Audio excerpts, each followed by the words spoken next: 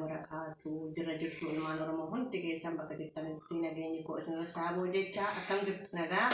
Annagaa kooti har'aa qophii addaa qabadhee isinii dhiyaadhee jira. Innis qophicha wajjuma ilaallaa gama hiriyaatti isin dabarsaa.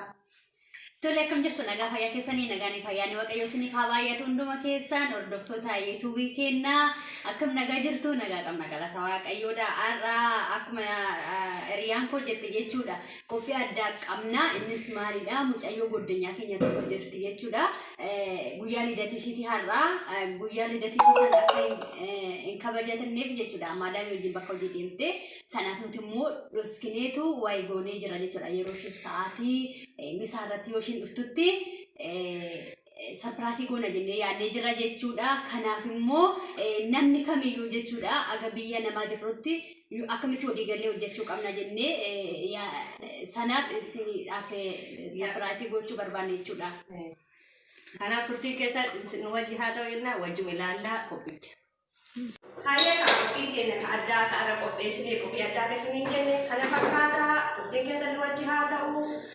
Hordoftoota keenya mucayyoo hiriyaa keenyaallee akka yoonaatti dhufnee nuti immoo waan qabnurraa jechuudha waan qopheessinee akkasitti si dhagaamne akkasumas immoo jaalala namni kamiyyuu jechuudha yeroo wajjin hojjetutti jaalala wal agarsiisuu qaba kan jedhu yaada keenya keessa jira jechuudha yeroo hundumayyuudha kanaaf immoo daaboo tolchinee tiitii goonee asiira binnee buna danfifnee jechuudha waanuma qabnu saniif namni kamiyyuu akka wajjin jiraatutti jaalala akka wal barsiistan isiniin jenna asumaan ergaa keenya jechuudha nuti hundumti keenya amantii keenya garaagaraa biyyi keenya garaagaraa jechuudha kanaaf nu wajjin turaa mucayyoo dhuftutti jechuudha turtii keessan duratti haa ta'u maalumni tokkoffaa wanti asirraa nu baran tokko jaalala dhuunfaa hanga biyya ambaa jirru hundi garaagaraa walitti dhufne waan ta'eef jaalala tokko dhuunfee ilmaan tokko taane gara biyya keenyaa deemaa danda'a.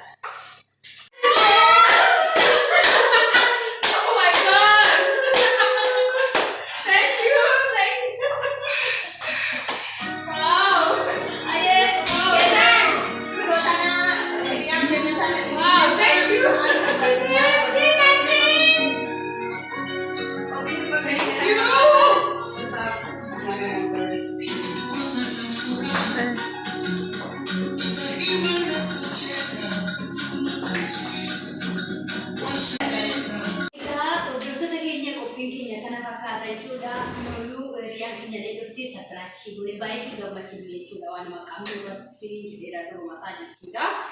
Kanaafuu immoo yoo isinitti tole jechuudha viidiyoon kun yoo isinitti tole isinii subscribe like gochuun dagatinaan isiniin jedha. Kanuma irratti immoo baay'ee dadhabee hojiirraa kan ka'e jechuudha biyya namaati sanaaf waa irratti kunuun qaba jechuudha.